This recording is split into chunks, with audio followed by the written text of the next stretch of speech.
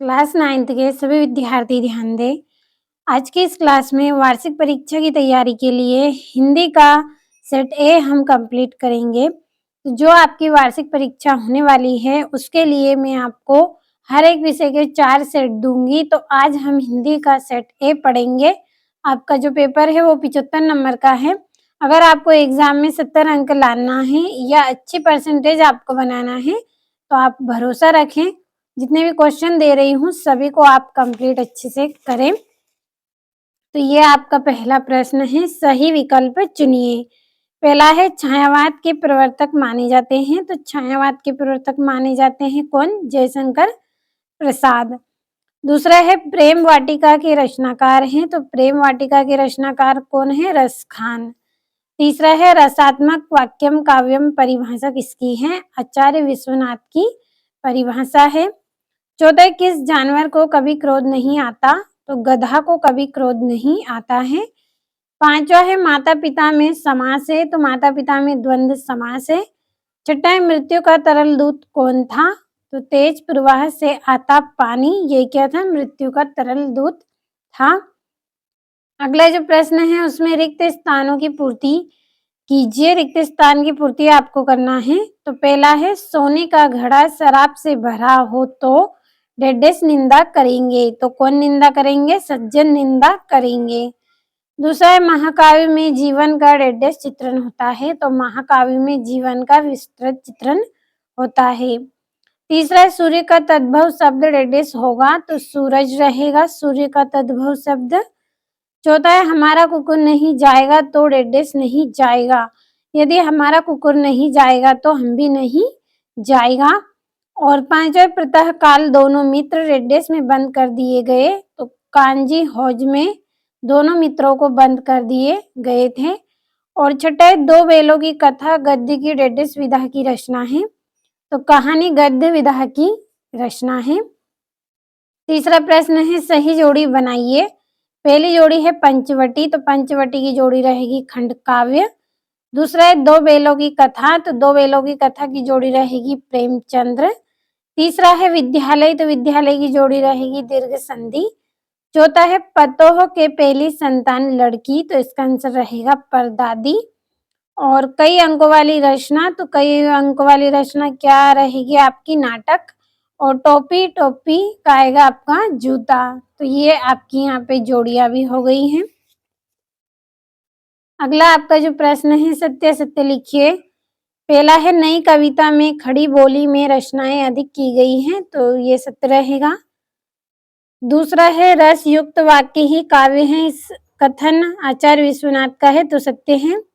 तीसरा है झूरी गया का साला था। तो ये सत्य है। चौथा है हिमालय दीर्घ संधि का उदाहरण है। तो ये भी सत्य है। और रिलीफ डॉक्टर ने नाव में कुत्ते को बैठा लिया था। तो ये भी सत्य है। छठा हजारी प्रसाद द्विवेदी युग के निबंधकार हैं। तो ये भी आपका सत्य रहेगा। और पांचवा प्रश्न है एक वाक्य में उत्तर लिखिए। पहला है ना खाकर प्राणी क्या बनेगा? तो अहंकारी बनेगा। और दूसरा है नायक के वृहद जीवन का चित्रण किस काव्य में होता है? तो महाकाव्य में होता है। तीसरा है सांड को देखते ही कौन भयभीत हो गए? तो हीरा और मोती भयभीत हो गए थे। और चौथा है पंचामृत में कौन सा समास है? तो पंचामृत है उसमें दिग्गु समास है। पांचवा है जनरल मिथिया का चित्र किसने मंगवाया था? लेखिका की बहन रेणु ने मंगवाया था। छठा है हजारी प्रसाद द्विवेदी किस युग के लेखक हैं? तो छायावाद के ये लेखक हैं। और ये आपके यहाँ से दो दो नंबर के प्रश्न हैं। भक्ति काल को हिंदी साहित्य का स्वर्ण युग क्यों कहते हैं? सातवां है कबीर ने किस प्रकार के ज्ञान को महत्व दिया है? आठवां है सखी ने गोपी से कृष्ण का कैसा रूप धारण करने का आग्रह किया था? अपने शब्दों में वर्णन कीजिए। और आपका जो नौवा है मेघ रूपी मेहमान के आने से वातावरण में क्या क्या परिवर्तन हुए? 10वां पार्टी मुक्तक एवं गेय मुक्तक में कोई दो अंतर लिखिए। और 11वां है आपका अलंकार की परिभाषा लिखिए तथा उसके भेद बताइए। पूरे दो दो नंबर के प्रश्न हैं और बहुत ही इम्पोर्टेंट हैं।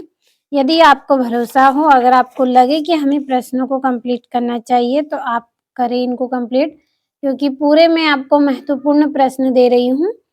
और ये 12वां है, गद्य के स्वरूप को स्पष्ट करते हुए महत्व को बताइए। 13वां है, प्रेमचंद की भाषा शैली की विशेषता लिखिए। 14 है, छोटी बच्ची को बैलों के प्रति प्रेम क्यों उमड़ाया। और सांवले सपनों की याद शीर्षक की सार्थकता पर टिप्पणी आपको लिखनी है। और ये यहाँ से आपका 16वां है, संधि किसे कहते हैं उसके भेद उदाहरण सहित बताइए। और बाढ़ की सही जानकारी लेने और बाढ़ का रूप देखने के लिए लेखक क्यों उत्सुक था। और जो 18वां है, निम्नलिखित काव्यांश का संदर्भ प्रसंग सहित भावार्थ आपको लिखना है 3 नंबर में। और ये यहाँ से आपका 19वां है, निम्नलिखित गद्यांश की संदर्भ प्रसंग सहित व्याख्या आप करें, 3 नंबर का है। और यहाँ से अथवा है, और कंप्यूटर का उपयोग विषय पर शिक्षक और विद्यार्थी का संवाद करना है आपको। और 21वें में निम्नलिखित गद्यांश या काव्यांश को पढ़कर नीचे लिखे प्रश्नों के उत्तर लिखिए, तो 4 नंबर का है। और ये यहाँ से आपका 22वां प्रश्न है, अपने विद्यालय के प्रधानाचार्य महोदय को प्रार्थना पत्र लिखकर शुल्क मुक्ति के लिए आवेदन पत्र आपको करना है। और 23वें में आपको निबंध करना है। तो पूरे मोस्ट इम्पोर्टेंट क्वेश्चन बताए हैं आपको, एक एक प्रश्न इम्पोर्टेंट है। तो आज की इस वीडियो में क्लास 9th के लिए हिंदी का सेट ए हमने पढ़ा है। अगले वीडियो में आपको सेट बी बताऊंगी, जब तक सेट ए आप अच्छे से कंप्लीट कर लें।